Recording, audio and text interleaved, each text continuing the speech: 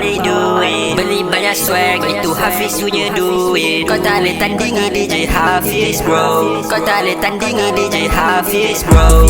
Aku DJ Hafiz tapi engkau bukan Hafiz. Kenapa engkau selalu mau jadi Hafiz? Tapi jangan jadi macam aku.